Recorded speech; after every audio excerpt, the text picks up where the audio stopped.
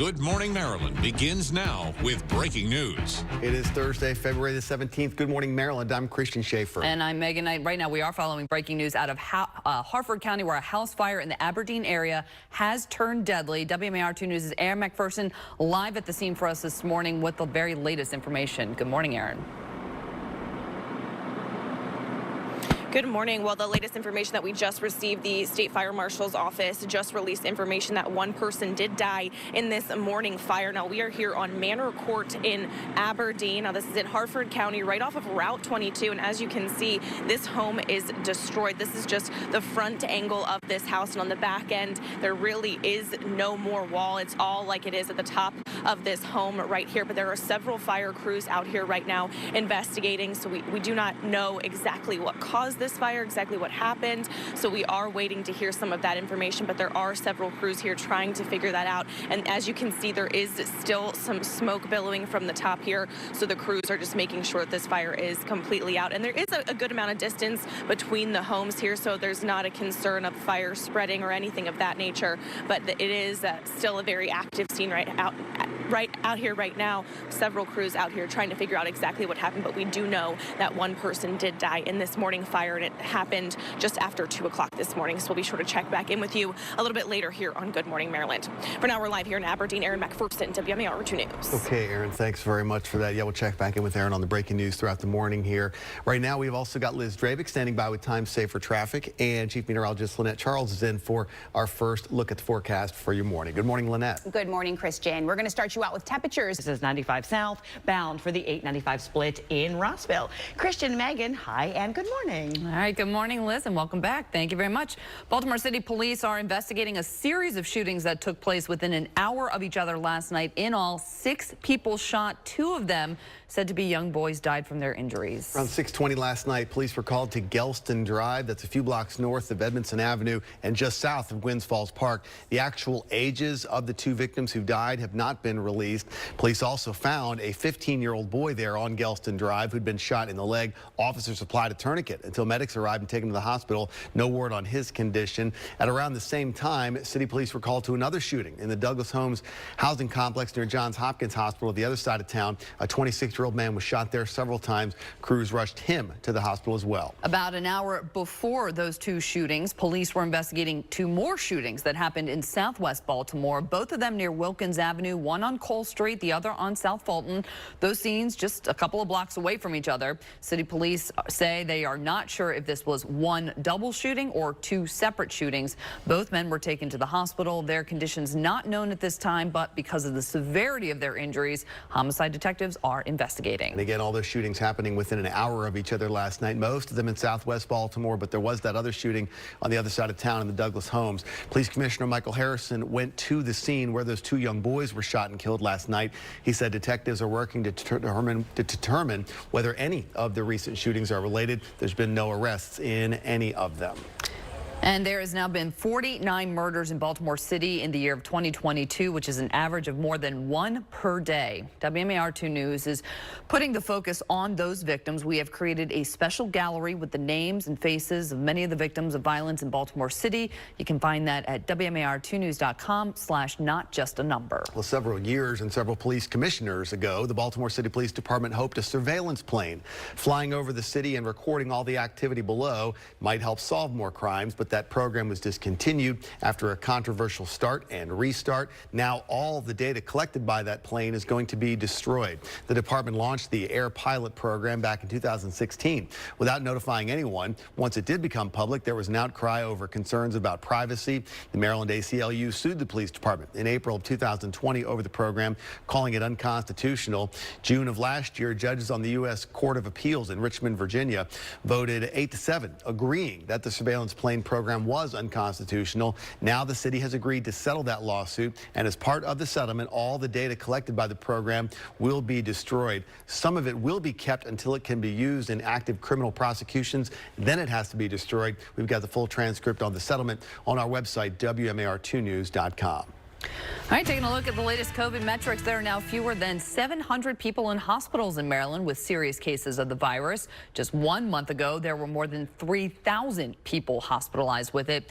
The rate at which people are testing positive for COVID-19, that is also down. It dropped by more than 1/4 percentage point. And for the third straight day now, fewer than 500 new cases of COVID-19 were reported around the state. A lot of improvement in those numbers. And now a local school board has voted to end the mandate that masks must be worn inside school buildings. Yeah, Anne Arundel County is the first county in Maryland that is both willing and able to lift that mask mandate. WMAR2 News' Dave Detling spoke with parents after that decision was announced.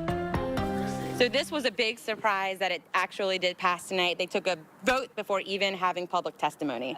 I don't remember a vote like that before on a contested issue. Many parents and guardians in Anne Arundel County schools are celebrating what they believe is a win for parents' choice. Mr. Silkworth? Aye. Ms. Frank? Aye. The district's Board of Ed voted to lift the mask mandate. Starting February 18th, it'll be optional for students and staff. Thank you. However, masks are still mandated for bus rides at all schools located on Fort Meade.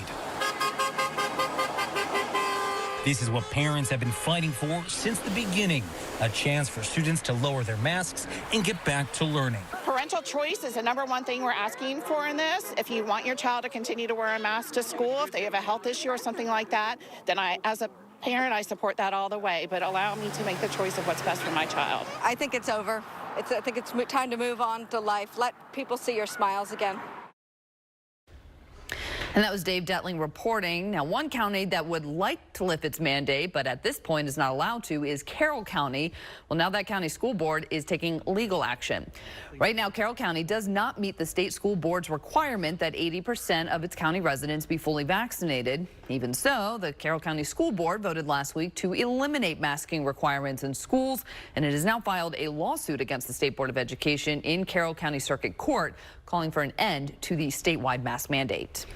Another off-ramp that would allow county school districts to lift a mask mandate is based on the transmission level of COVID-19 cases. And according to the State Board of Education, a jurisdiction must sustain 14 consecutive days of moderate or low transmission in order to eliminate the mandate. So no counties in our state meet that requirement at this time. All the counties in red, in fact, are considered high levels of transmission. So in our area, it's Carroll, Cecil, Harford, and Howard counties, all with high transmission rates. The CDC lists Anne Arundel and Baltimore counties, as well as Baltimore City, a little bit below that with substantial transmission rates. State Board of Education is scheduled to meet on Tuesday of next week to talk about the COVID protocols in the state's public schools. But again, that new information from Anne Arundel County, as of tomorrow, no masks allowed. They are optional. In schools there. 4:39 right now. When we come back on Good Morning Maryland, check out the forecast and the roads with Lynette and Liz. Plus, Major League Baseball lockout means that the Orioles haven't been able to put a team out on the field yet, but they are still looking to add pieces. We've got that story coming up. Download the WMAR2 News app. Search WMAR in your app store. All right, it is 4:43 right now. The Orioles should be in Sarasota, Florida right now. Thinking warm thoughts. But unfortunately, the start of spring training has been delayed because we're still dealing with the Major League Baseball labor dispute. Yeah, you got a chance, though, to work for the Orioles. Okay. Assuming there's a season this year. Whenever the season does get started, there's a job fair at Oriole Park today. They got to fill the game day positions. Grounds crew, the event staff, the guest services. Job fair is going to be at Oriole Park club level. Park for free in Lot A right outside the stadium. You do have to show proof you've been vaccinated and wear a mask indoors today.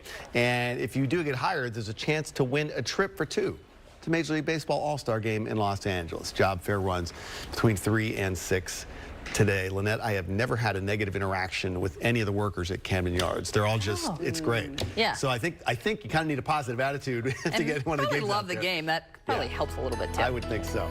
Yeah, well, it definitely feels like baseball weather, that's for sure. Yeah, temperatures, guys. Okay, Liz, thanks very much. Yeah, that breaking news out of Harford County. There's been a serious fire overnight in the Aberdeen area. Yeah, we can now confirm that at least one person has died in that fire. It's located at a home on Manor Road, not too far from the Aberdeen Thruway. These fires coming from the State Fire Marshal's office. We're told firefighters were called to that scene just after 2 o'clock this morning. You can see major damage to that home, and Aaron McPherson is live at the scene gathering more information. administration talking to state fire marshals. She'll have live updates for us throughout Good Morning Maryland.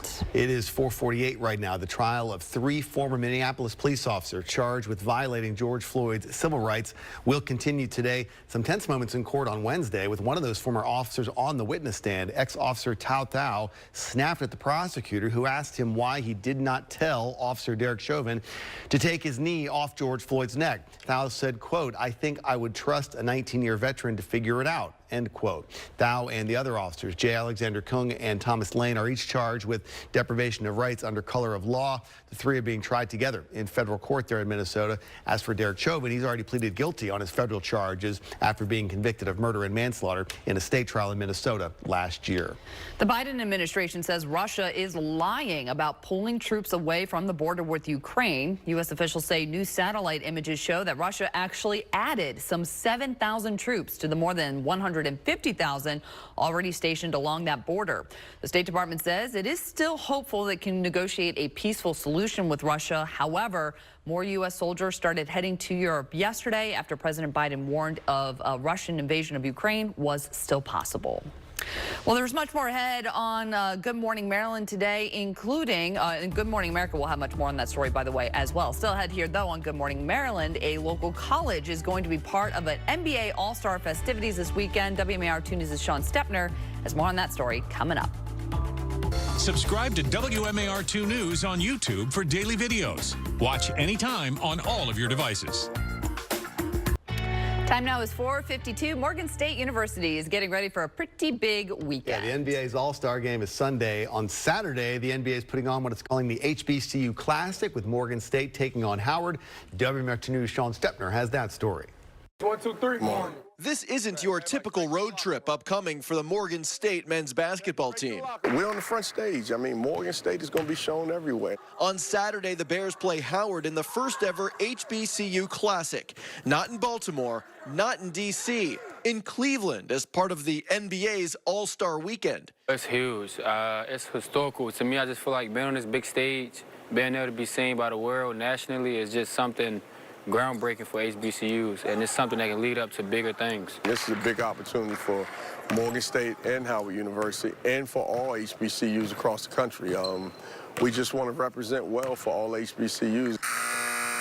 The Mega MEAC matchup will be nationally televised. Then comes the fun part, mingling with the All-Stars. LeBron James, I definitely got to see LeBron James and stuff. With LeBron, I feel like I'm going to be starstruck because it's like the GOAT. They won't only hoop, they'll network, meeting with NBA executives as well as current and former NBA and WNBA players, engaging in programs focused on professional development. Carlton Myers is a senior vice president with the league. We want them to have that opportunity as well. So we're opening up a lot of different avenues for the teams and for HBCU students that would come and attend the game. Myers tells me the league's goal is to make the HBCU Classic an annual event. After the game, the Bears plan to stick around and watch the NBA skills competition, three-point, and dunk contest. That will be a lot more pleasant if they grab a victory. It's a great experience just to be in that atmosphere. But this is a business trip for us. This is a business trip. Yes, it's the All-Star Weekend, but we're going to win. Saturday's game will be played on the campus of Cleveland State University and be broadcast live on ESPN2 and TNT. Tip time, 2 p.m. In Baltimore, Sean Stepner, WMAR2 News.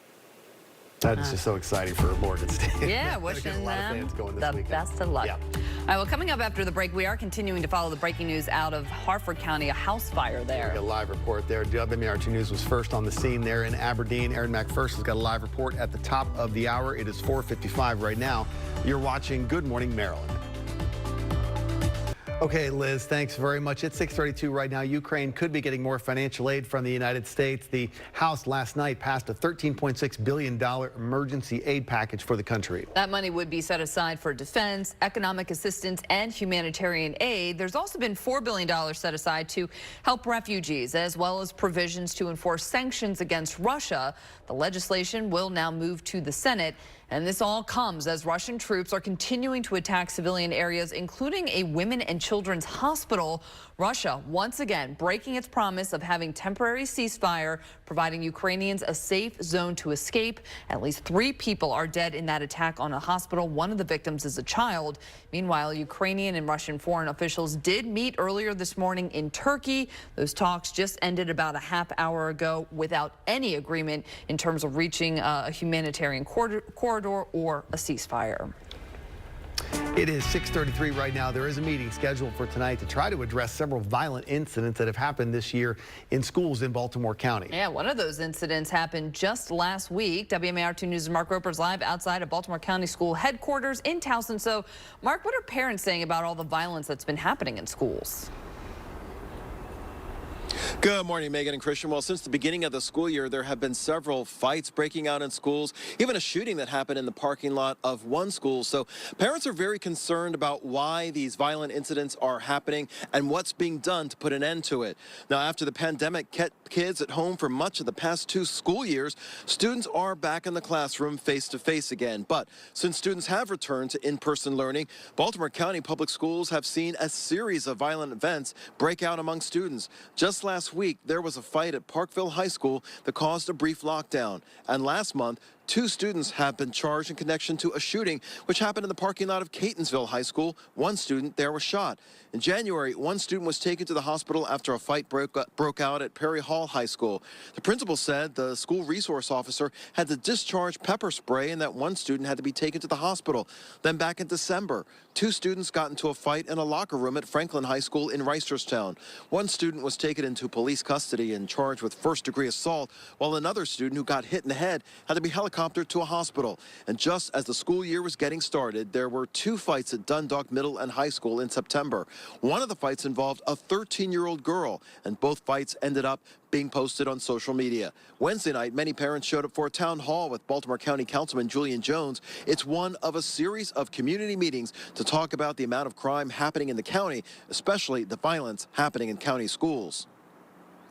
They're having fights, they're having concerns about hookah and different negative activity that I've never seen at this level.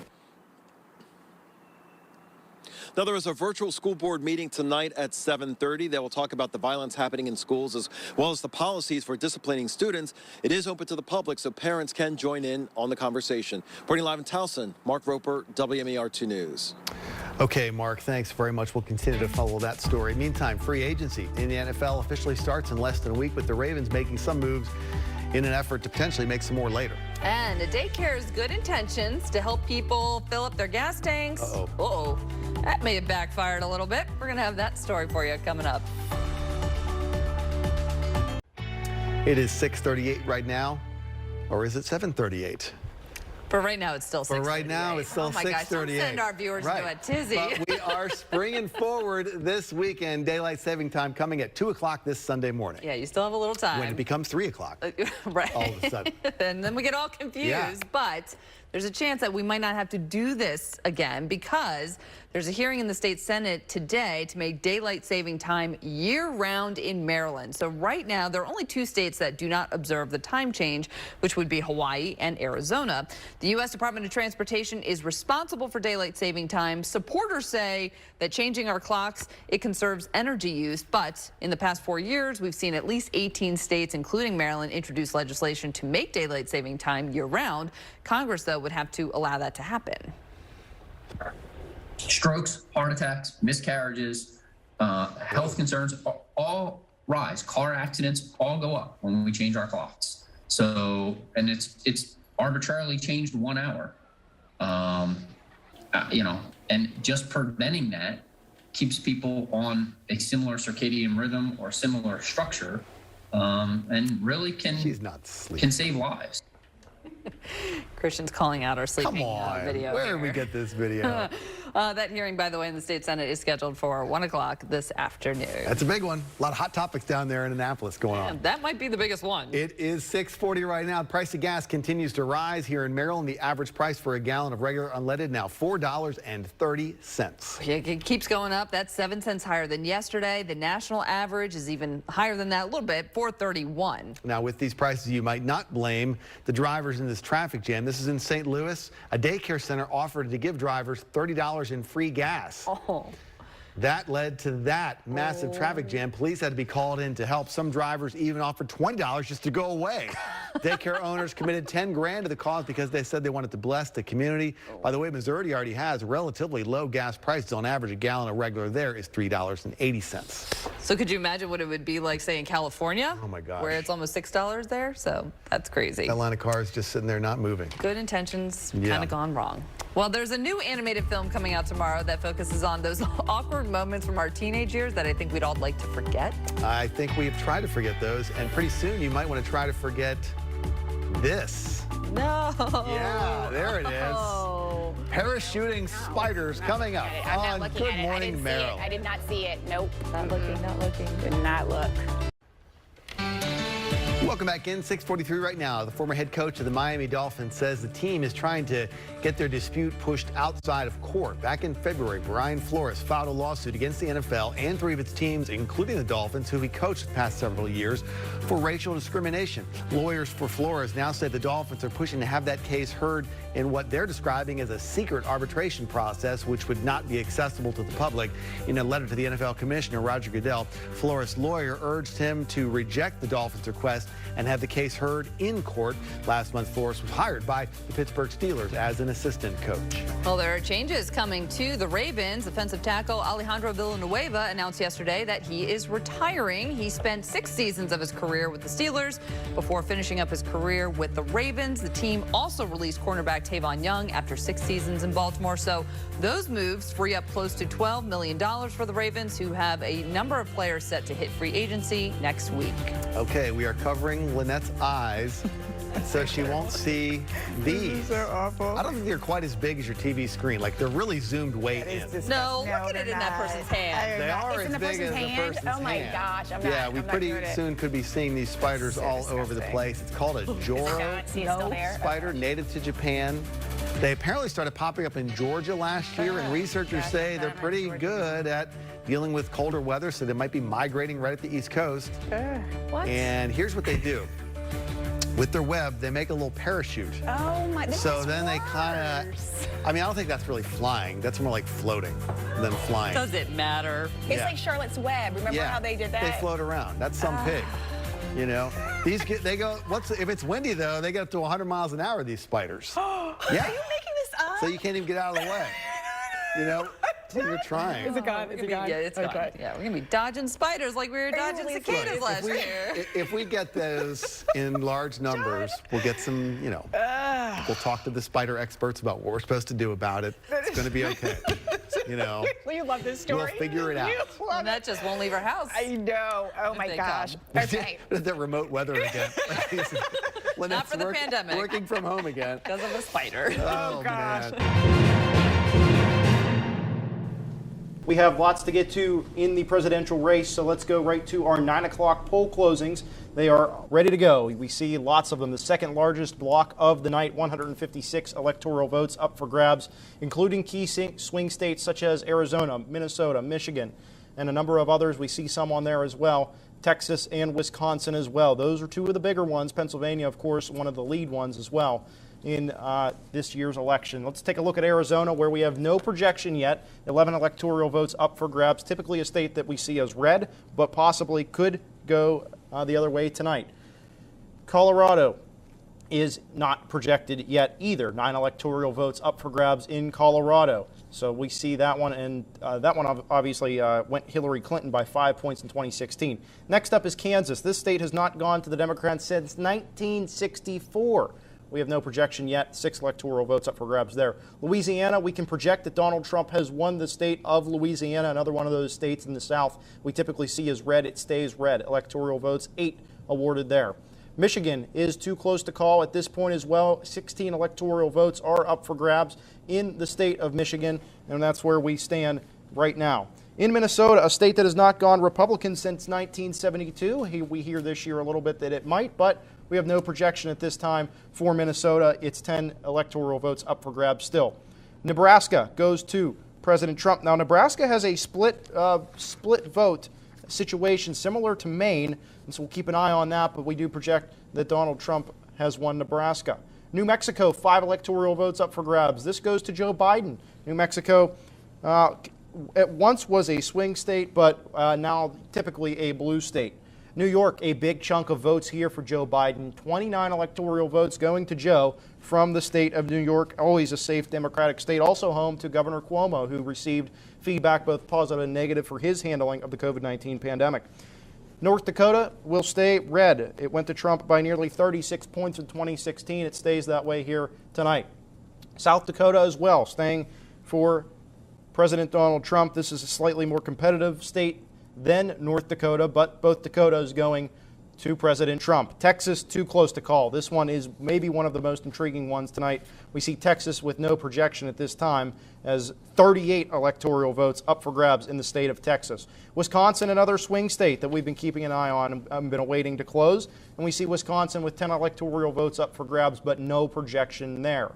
Wyoming, 3 votes up for grabs. They go to Donald Trump, President Trump picking those up. Some updates from earlier in the night. We said we'd keep an eye on things, and we promised you we would. Here's where we are. 25% reported in Georgia. Talked about some polling issues in Atlanta, but 56% in, going to Donald Trump to 43 for Joe Biden at this time. North Carolina, a little bit of a different story. 53% for Joe Biden with 68% reported and 46% in for the incumbent Donald Trump.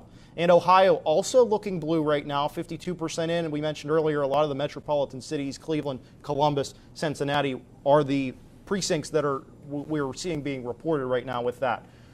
Taking a look at Florida, very close. We talked about maybe calling this earlier, but it is close enough. We're keeping an eye on it, 88% in Florida, and Donald Trump with the 3% advantage right now within the state of Florida, the Sunshine State.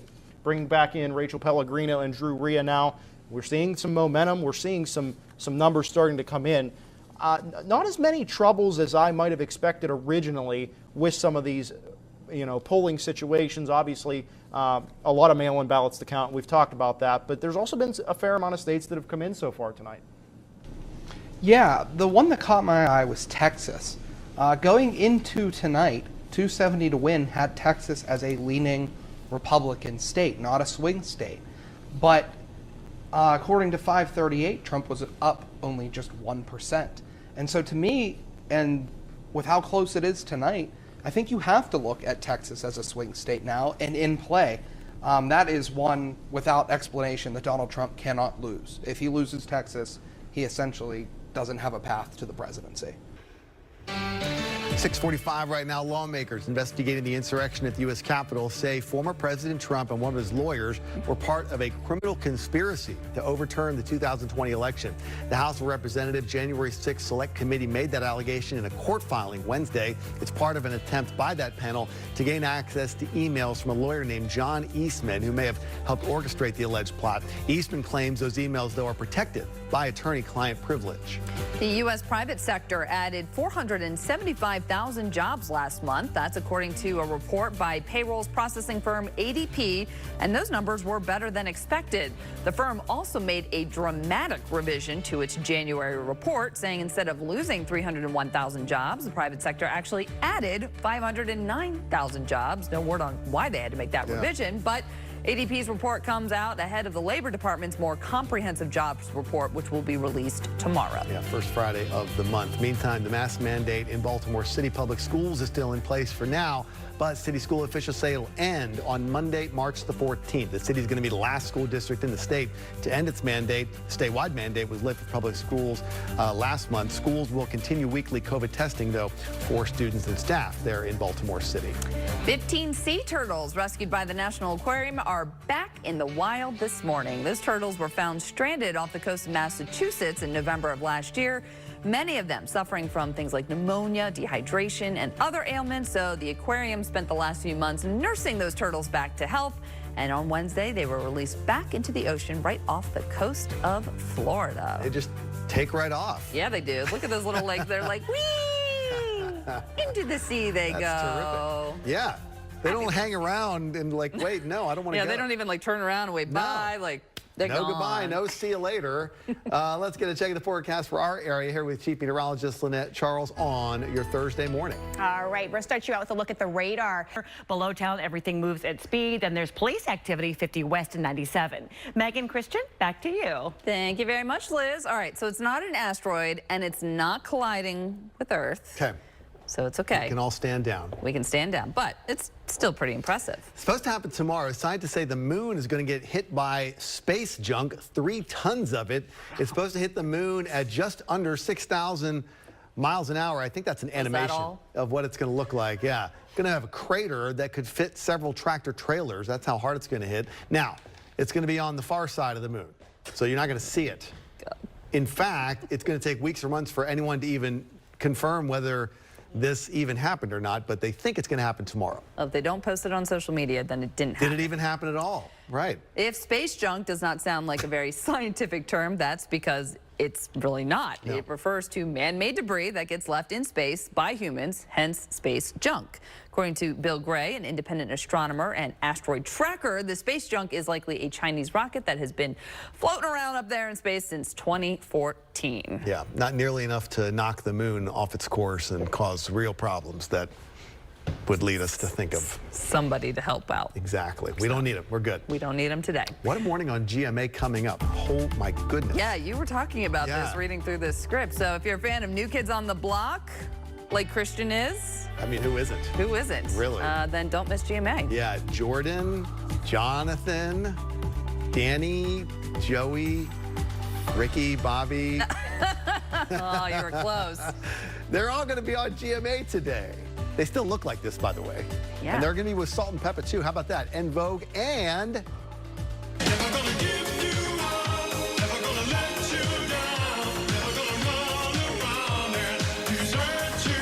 When I read this, is Rick Astley going to be on GMA today for real? I mean, that is... So they say. That is a lot of stars this morning. Wow, we just got Rick rolled.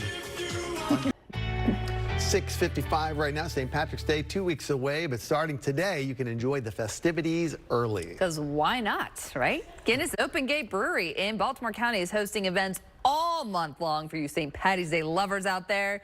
Kicking off today with the release of a new beer, perfect to go with your toast and your eggs, an Irish breakfast tea amber. And then they're going to have some live music at 5 o'clock tonight. Beer for breakfast? Something that we have been doing. Why not? I'm sure they do it in Ireland. Maybe just one there. They're going to have a new beer each Thursday in the month of March there. What a facility, the Guinness Open Gate. I mean, it's amazing. It is really something. There's going to be live music Thursdays and Saturdays, and trivia nights. The first one of those is tomorrow night at 7 o'clock, right down near the airport. Yeah, if you haven't gone, I highly recommend you check it out. Yeah, it is time to get one final check of the traffic and the weather. And we're going to start off with Chief Meteorologist Lynette Charles. All right, let's start you outside this morning. That's fine. Things get slower and volume gets heavier on the outer loop, approaching 70, making your trip towards the west side. Guys? Okay, Liz, thanks very much. 6:57, that's all the time we have for Good Morning Maryland. For the latest news, weather, and traffic, go to our website.